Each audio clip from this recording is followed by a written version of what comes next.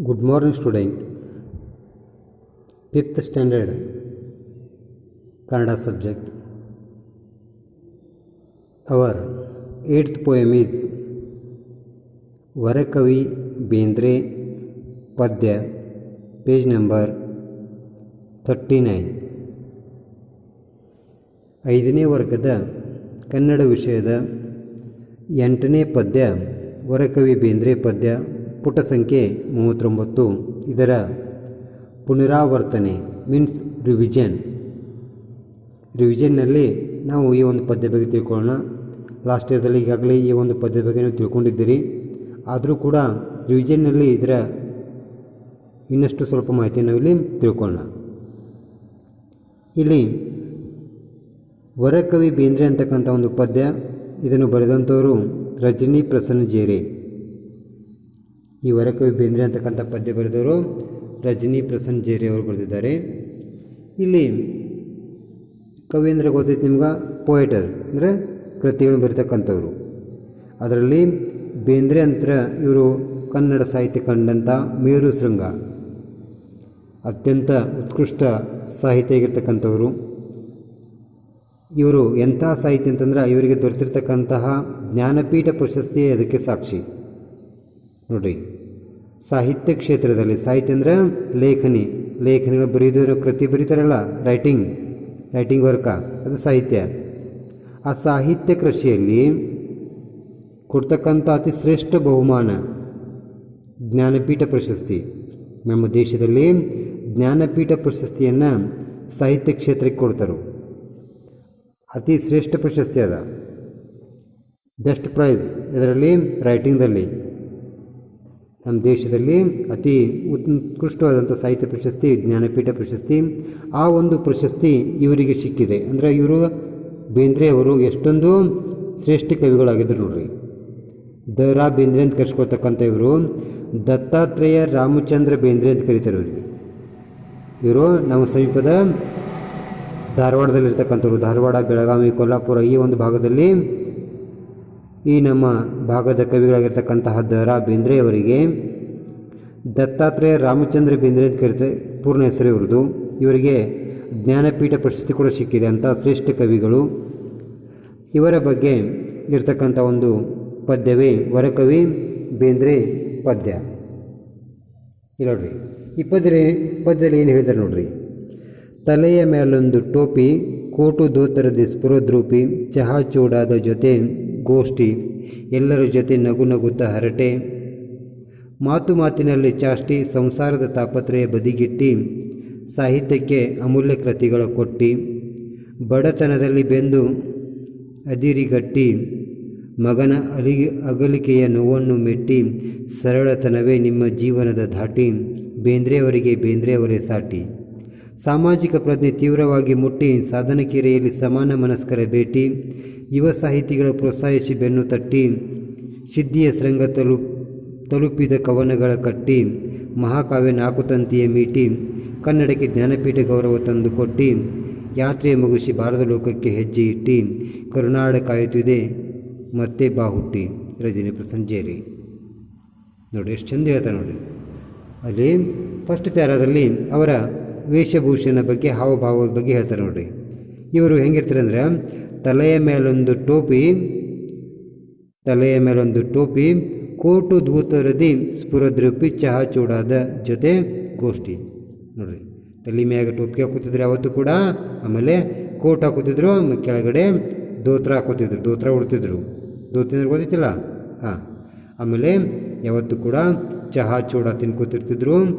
ಮತ್ತು ಗೋಷ್ಠಿ ಅಂದ್ರೆ ಚರ್ಚೆ, ಸ್ನೇಹಿತರ ಜೊತೆ ಅಥವಾ ಯಾರಾದರೂ ಒಡನಾಡಿಗಳ ಜೊತೆ, ತನಗೆ ಭೇಟಿಯಾಗಲಿಕ್ಕೆ ಬಂದವ್ರ ಜೊತೆಗೆ ಯಾವತ್ತೂ ಕೂಡ ಅವ್ರು ಏನು ಮಾಡ್ತಿದ್ರು, ಗೋಷ್ಠಿ ಚರ್ಚೆ ಮಾಡ್ತಿದ್ರು. ಸಾಹಿತ್ಯ ಕುರಿತು, ಕೃತಿಗಳ ಕುರಿತು, ಕವನಗಳ ಕುರಿತು, ಗೀತೆಗಳನ್ನು ಕುರಿತು, ಸಾಹಿತ್ಯ ಕುರಿತು ಒಟ್ಟಾಗಿರ್ತಕ್ಕಂಥ ಚರ್ಚೆಯನ್ನು ಗೋಷ್ಠಿ ಅಂತ ಕರಿತೀವಿ ನಾವು. ಇವರು ತಲೆ ಮ್ಯಾಗ ಟೋಪಿ ಹಾಕ್ಕೊಂಡ, ಕೋಟ ದೋತ್ರದಲ್ಲಿ ವೇಷಭೂಷಣ ಅಂದರೆ ಅವರ ಉಡುಗೆ ತೊಡುಗೆ ಇದ್ದು, ಅಂಥ ಉಡುಗೆ ತೊಡುಗೆ ಅಂತಿರ್ತಕ್ಕಂಥ ಇವರು ಸಾಮಾನ್ಯವಾಗಿ ಚಹಾ ಚೂಡ ಅಂತಕ್ಕಂಥ ನಮ್ಮ ಧಾರವಾಡ ಬೆಳಗಾವಿ ಭಾಷೆಯಲ್ಲಿರ್ತಕ್ಕಂಥ ಚಹಾ ಚೂಡ ಜೊತೆಗೆ ಯಾವತ್ತೂ ಕೂಡ ಗೋಷ್ಠಿ ಮಾಡ್ತಿದ್ರು. ಗೋಷ್ಠಿ ಅಂದರೆ ಸಾಹಿತ್ಯ ಕುರಿತು ಚರ್ಚೆ. ಇನ್ನು ಅಷ್ಟೇ ಅಲ್ಲದ ನೋಡಿ, ಎಲ್ಲರ ಜೊತೆ ನಗು ನಗುತ್ತಾ ಹರಟೆ, ಮಾತಿನಲ್ಲಿ ಚಾಷ್ಟೆ, ಸಂಸಾರದ ತಾಪತ್ರೆ ಬದಿಗಿಟ್ಟೆ, ಸಾಹಿತ್ಯಕ್ಕೆ ಅಮೂಲ್ಯದ ಕೃತಿಗಳ ಕೊಟ್ಟೆ. ನೋಡಿರಿ, ಯಾವತ್ತೂ ಕೂಡ ತಮಾಷೆ ಮಾಡ್ತಾ, ಮಾತಿನಲ್ಲೇ ಚಾಷ್ಟೆ ಅಂತಿರಲಿ ನೀವು, ಅದು ತಮಾಷೆ ಮಾಡ್ತಾ ಎಲ್ಲರ ಜೊತೆಗೆ ಕಾಲ ಕಳೆದಿದ್ದರು. ಮತ್ತು ಇವರು ಸಾಕಷ್ಟು ಬಡತನದಲ್ಲಿ ಬದುಕಿದಂಥವರು ಬೇಂದ್ರೆಯವರು. ತಮ್ಮ ಸಂಸಾರದ ಅನೇಕ ತಾಪತ್ರಯಗಳನ್ನೆಲ್ಲ ಬದಿಗಿಟ್ಟು ತಮ್ಮ ಜೀವನದ ಅತಿ ಅಮೂಲ್ಯವಾದಂಥ ಸಮಯವನ್ನು ಸಾಹಿತ್ಯಕ್ಕೆ ಕೊಟ್ಟಂತಹ ಶ್ರೇಷ್ಠ ಲೇಖಕರು ಈ ದ ರಾ ಬೇಂದ್ರೆಯವರು. ಇಲ್ಲಿ ಕನ್ನಡ ಸಾಹಿತ್ಯಕ್ಕೆ ಅಮೂಲ್ಯವಾದಂಥ ಕೃತಿಗಳನ್ನು ಬರೆದುಕೊಟ್ರು.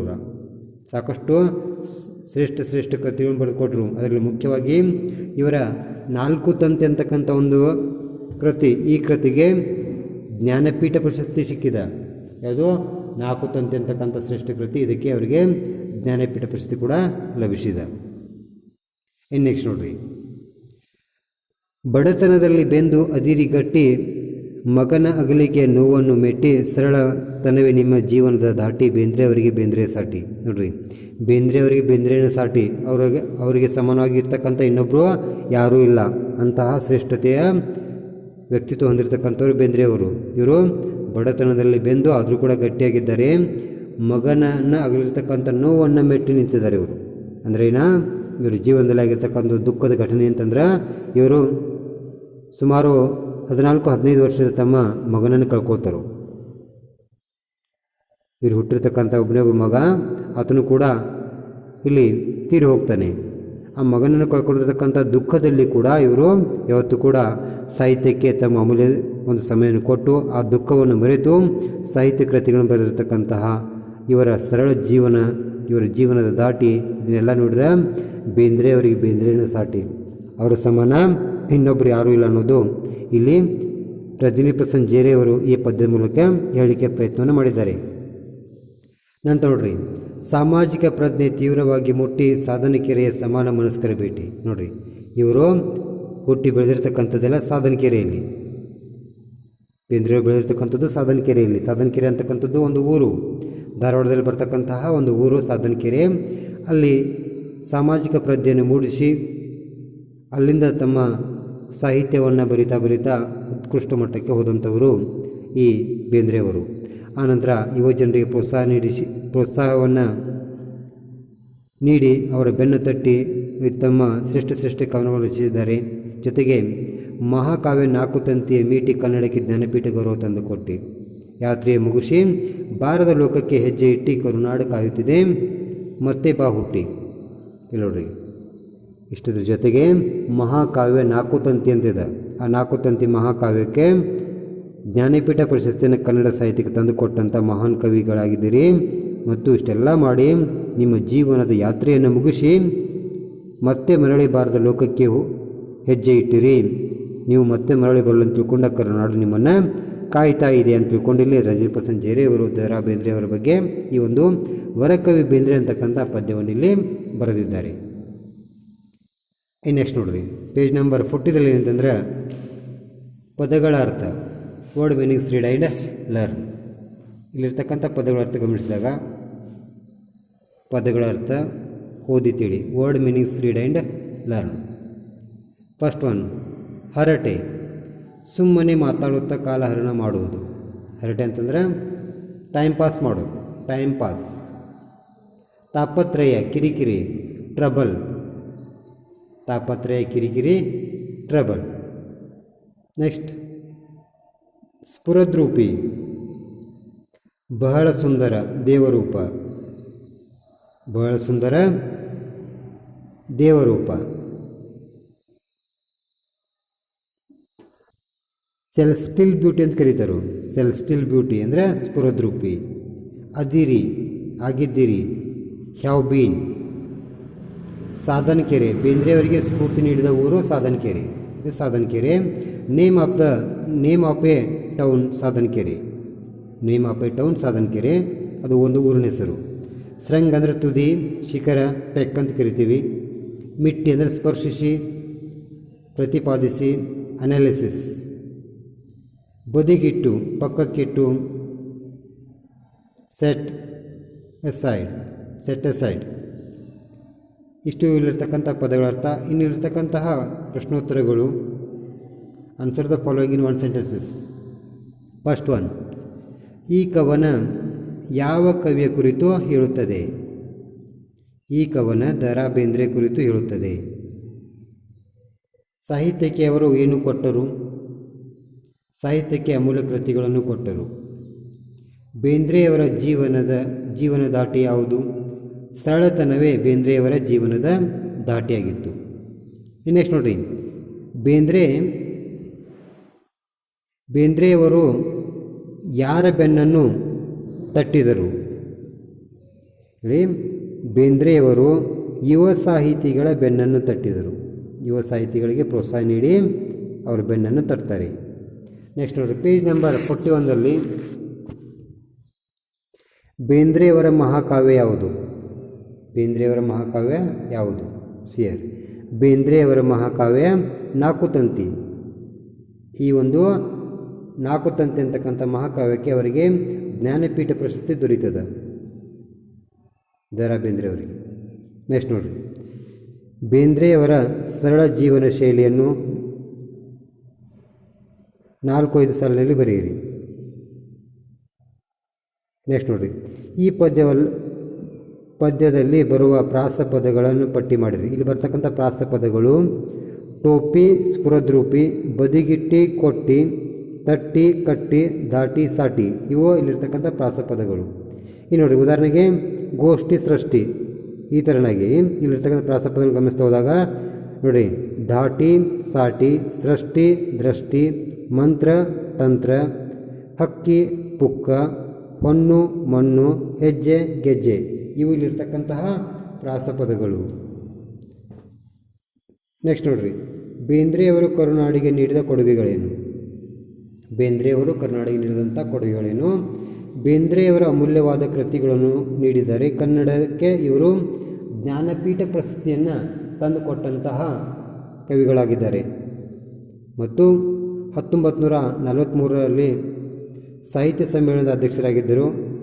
ಜೊತೆಗೆ 1968ರಲ್ಲಿ ಇವರಿಗೆ ಪದ್ಮಶ್ರೀ ಪ್ರಶಸ್ತಿ ಕೂಡ ದೊರೆತಿದೆ. ಇಲ್ಲಿ ನೋಡ್ರಿ, ಪೇಜ್ ನಂಬರ್ 42ದಲ್ಲಿ ಬೇಂದ್ರೆಯವರು ಜನಿಸಿದ್ದು 31/1/1896, 31 ಜನವರಿ 1896, 31 ಜನವರಿ 1896ರಲ್ಲಿ ಜನಿಸ್ತಾರೆ. ಯಾರು? ಬೇಂದ್ರೆಯವರು.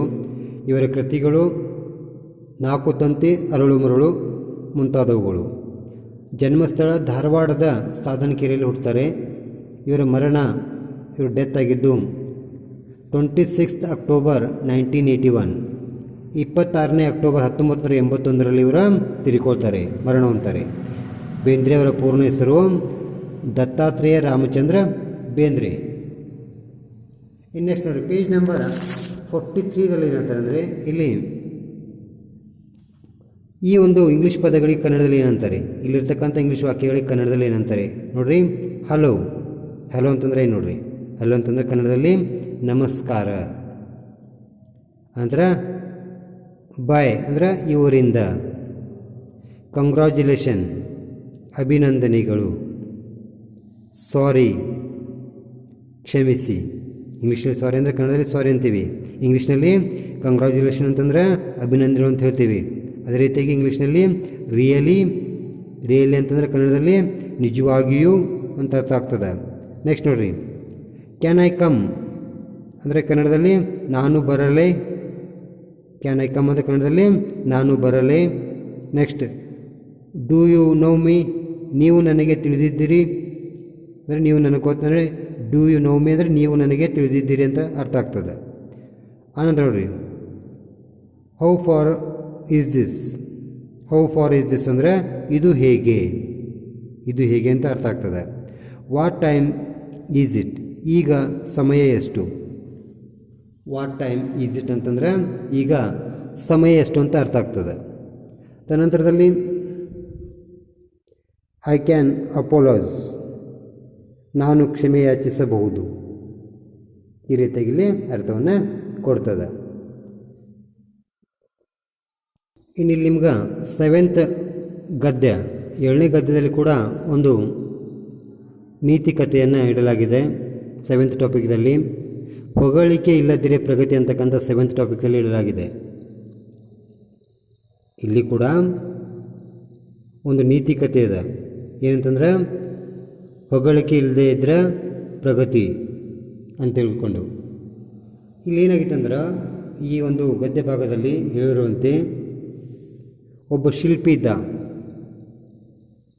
ಕೆತ್ತನೆ ಕೆಲಸ ಮಾಡ್ತಕ್ಕಂಥ, ಮೂರ್ತಿ ತಯಾರು ಮಾಡ್ತಕ್ಕಂಥ, ಸ್ಟ್ಯಾಚ್ಯೂ ತಯಾರು ಮಾಡ್ತಕ್ಕಂಥ ಒಬ್ಬ ಶಿಲ್ಪಿ ಇದ್ದ. ಆತ ಅತಿ ಸುಂದರವಾದ ಮೂರ್ತಿಗಳನ್ನು ಕೆತ್ತುತ್ತಾ ಇದ್ದ. ಆತ ಸುತ್ತಲಿನ ಪ್ರದೇಶದಲ್ಲಿ ಹೆಸರುವಾಸಿಯಾಗಿದ್ದ ಮೂರ್ತಿಗಳನ್ನು ಕೆತ್ತಲಿಕ್ಕೆ. ಆತ ಅದೇ ಕೆಲಸವನ್ನು ತನ್ನ ಮಗನಿಗೆ ಕೂಡ ಕಲಿಸ್ಕೊಡ್ತಾನೆ. ಈ ಒಂದು ಶಿಲ್ಪಿ ಅದೇ ಕೆಲಸ ತನ್ನ ಮಗನಿಗೆ ಕೂಡ ಮೂರ್ತಿ ಕೆತ್ತಕ್ಕಂಥ ಕೆಲಸವನ್ನು ಕಲಿಸಿರ್ತಾನೆ. ಆನಂತರ ವಯಸ್ಸಾದ ನಂತರ ಈ ವ್ಯಕ್ತಿ ಮೂರ್ತಿ ಮಾಡೋದನ್ನು ನಿಲ್ಲಿಸ್ಬಿಡ್ತಾನೆ. ಆ ಮೂರ್ತಿ ಮಾಡ್ತಕ್ಕಂಥ ಕಾಯಕವನ್ನು ಆತನ ಮಗ ಮಾಡಿಕೊಂಡು ಹೊಂಟಿರ್ತಾನೆ. ಮಗನು ಕೂಡ ತಂದೆಯಂತೆ ಉತ್ತಮ ರೀತಿಯಂಥ ಮೂರ್ತಿ ಕೆತ್ತನೆ ಕೆಲಸ ಮಾಡ್ತಿದ್ದ. ಅವನು ಕೂಡ ಒಳ್ಳೆಯ ಮೂರ್ತಿಗಳನ್ನು ಕೆತ್ತಿದ್ದ. ಎಷ್ಟು ಸುಂದರ ಸುಂದರ ಮೂರ್ತಿಗಳನ್ನು ಕೆತ್ತಿದ್ದ. ಆದರೂ ಕೂಡ ಪ್ರತಿದಿನ ಒಂದಿಲ್ಲ ಒಂದು ಒಳ್ಳೆಯ ಮೂರ್ತಿನ ಕೆತ್ತನೆ ಮಾಡ್ತಿದ್ದ. ಕೆತ್ತನೆ ಮಾಡಿ ತನ್ನ ತಂದೆಗೆ ಕರೆ ತೋರಿಸ್ತಿದ್ದ. ಅಪ್ಪಾಜಿ, ನಾನು ಎಷ್ಟು ಸುಂದರ ಒಂದು ಮೂರ್ತಿ ಮಾಡಿದ್ದೇನೆ ನೋಡಿ, ಇದು ಎಷ್ಟು ಚೆಂದಿದೆ ಅಂತ ತಿಳ್ಕೊಂಡ. ಆವಾಗ ಪ್ರತಿಯೊಂದು ಮೂರ್ತಿಯಲ್ಲಿ ಅವರ ತಂದೆ ಹೇಳ್ತಿದ್ದ, ಅವರ ಅಪ್ಪ ಹೇಳ್ತಿದ್ದ, ಇಲ್ಲ ಇನ್ನೂ ಇದು ಮೂರ್ತಿ ಚಲೋ ಆಗಿಲ್ಲ, ಇನ್ನೂ ಸ್ವಲ್ಪ ಚಲೋ ಆಗಬೇಕು ಅಂತ ಹೇಳ್ತಿದ್ದ. ಇದು ಮೂರ್ತಿನ ಚಲೋ ಆಗಿಲ್ಲ, ಇನ್ನೂ ಸ್ವಲ್ಪ ಚಲೋ ಆಗಬೇಕಂತ ಹೇಳ್ತಿದ್ದ. ಪ್ರತಿ ಸಲ ಇದನ್ನೇ ಹೇಳ್ತಿದ್ದವ. ಆಯ್ತು ಅಂತ ತಿಳ್ಕೊಂಡು ಮತ್ತು ಮಾರನೇ ದಿವಸ ಮತ್ತೆ ಅದಕ್ಕಿಂತ ಸುಂದರವಾದ ಮೂರ್ತಿ ಕೆತ್ತಿದ್ದ. ಮತ್ತು ಅವಾಗ ಅವ್ರ ತಂದೆಗೆ ತೋರಿಸಿದಾಗ ಮತ್ತು ಆ ತಂದೆ ಏನು ಹೇಳ್ತಿದ್ದ, ಇಲ್ಲ ಇನ್ನೂ ಸ್ವಲ್ಪ ಚಲೋ ಆಗಬೇಕಂತ ಹೇಳ್ತಿದ್ದ. ಇನ್ನೂ ಇದರ ಕಣ್ಣು ಸರಿಯಾಗಿಲ್ಲ, ಕಿವಿ ಸರಿಯಾಗಿಲ್ಲ, ಮೂಗು ಸರಿಯಾಗಿಲ್ಲ, ಇನ್ನೂ ಸ್ವಲ್ಪ ಸರಿ ಆಗಬೇಕು ಅಂತ ಹೇಳ್ತಿದ್ದ. ಮತ್ತು ಮಾರನೇ ದಿವಸ ಮತ್ತೊಂದು ಬೇರೆ ರೀತಿಯಾದ ಅತಿ ಸುಂದರವಾಗಿರ್ತಕ್ಕಂಥ ಮೂರ್ತಿನ ಕೆತ್ತಿದ್ದ. ಆವಾಗಲೂ ಕೂಡ ಅವ್ರ ತಂದೆ ಮತ್ತೊಂದು ಅದರಲ್ಲಿ ಸಮಸ್ಯೆ ಹುಡುಕುತ್ತಿದ್ದ. ಅದರಲ್ಲಿ ಮತ್ತೊಂದು ತೊಂದರೆಯನ್ನು, ಅದರಲ್ಲಿ ಮತ್ತೊಂದು ಫಾಲ್ಟನ್ನು ಹುಡುಕಿ ಹೇಳ್ತಿದ್ದ, ಇದು ಇನ್ನೂ ಸ್ವಲ್ಪ ಸರಿ ಆಗಬೇಕಿತ್ತು, ಇನ್ನೂ ಸರಿಯಾಗಿಲ್ಲ. ಹಿಂಗೆ ಎಷ್ಟು ಮಗನು ಒಂದಕ್ಕಿಂತ ಒಂದು ಸುಂದರ ಮೂರ್ತಿನ ಕೆತ್ತಾ ಇದ್ದರೂ ಕೂಡ ತಂದೆ ಮಾತ್ರ ನಿನ್ನ ಮೂರ್ತಿಗಳು ಸುಂದರವಾಗಿವೆ, ಚಲೋ ಅಂತ ಯಾವತ್ತೂ ಕೂಡ ಹೇಳಿಲ್ಲ. ಅವನು ಪ್ರತಿಯೊಂದು ಸಹ ಅದರ ಒಂದಿಲ್ಲೊಂದು ತಪ್ಪು ಹುಡುಕಿ ಹೇಳ್ತಾನೆ ಇದ್ದ. ಇದರಿಂದ ಮಗನಿಗೆ ಕೋಪ ಬಂದಿರ್ತದೆ. ಏನಪ್ಪ, ಎಷ್ಟು ನಾ ಸುಂದರವಾದ ಮೂರ್ತಿ ಕೆತ್ತರೂ ಕೂಡ ನಮ್ಮ ತಂದೆ ಏನು ಮಾಡೋಂಗಿಲ್ಲ, ಅದನ್ನ ಒಪ್ಕೊಳ್ಳೋಂಗಿಲ್ಲ, ಚಲೋದ ಅಂತ ಅನ್ನೋಂಗಿಲ್ಲ ಅಂತ ತಿಳ್ಕೊಂಡು ಏನು ಮಾಡ್ತಾನೋ, ಒಂದು ಐಡಿಯಾ ಮಾಡ್ತಾನೋ, ಒಂದು ಪ್ಲ್ಯಾನ್ ಮಾಡ್ತಾನೋ, ಒಂದು ಯೋಚನೆ ಮಾಡಿ ಏನು ಮಾಡ್ತಾನೋ, ತಾನೇ ಕೆತ್ತಿರ್ತಕ್ಕಂಥ ಒಂದು ಸುಂದರವಾದ ಮೂರ್ತಿಯನ್ನು ತನ್ನ ಮನೆ ಅಂಗಳದಾಗ ನೆಲದಾಗ ಹಡ್ಡಿ ಮುಚ್ಚುತ್ತಾನೆ. ಅದನ್ನ ಮುಚ್ಚಿಟ್ಟಿರ್ತಾನು. ಆಮೇಲೆ ಮಾರನೇ ದಿನ ತನ್ನ ತಂದೆ ಬಂದಾಗ ತಂದೆಗೆ ಹೇಳ್ತಾನು, ಇಲ್ಲಿ ನೆಲದಲ್ಲಿ ನನಗೊಂದು ಮೂರ್ತಿ ಸಿಕ್ಕಿದೆ ಅಪ್ಪಾಜಿ ನೋಡತ್ತೆ ಹೇಳ್ತಾನು.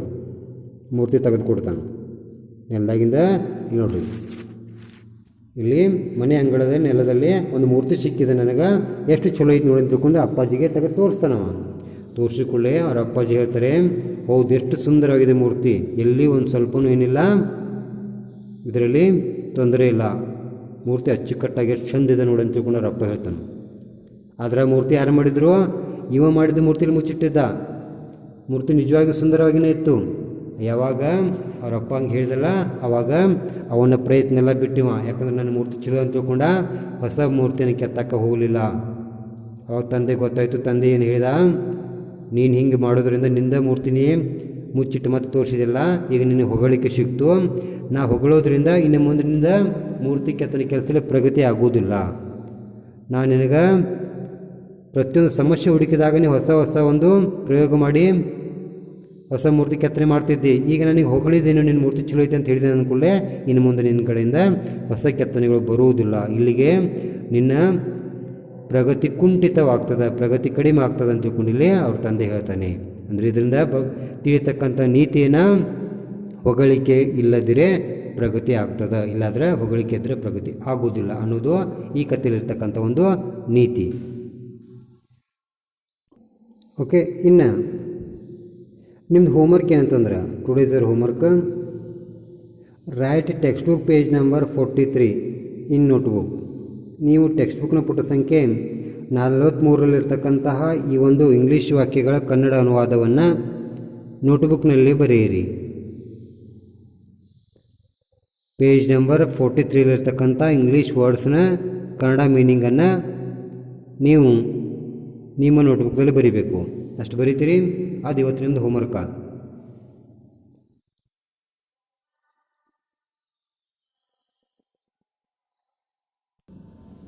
See, this is today's your homework. Homework, write textbook page number 43 in notebook. ನೀವು ನಿಮ್ಮ ಟೆಕ್ಸ್ಟ್ ಪುಟ ಸಂಖ್ಯೆ 43 ನಿಮ್ಮ ನೋಟ್ಬುಕ್ದಾಗ ಒಂದು ಸಲ ಬರೀಬೇಕು. ಪುಟ ಸಂಖ್ಯೆ 43ರಲ್ಲಿರ್ತಕ್ಕಂತಹ ಇಂಗ್ಲೀಷ್ ಪದಗಳ ಕನ್ನಡ ಅರ್ಥವನ್ನು ಬರೀಬೇಕು. ನೀವು ಅಷ್ಟು ಬರೀತೀರಿ. Okay, thank you.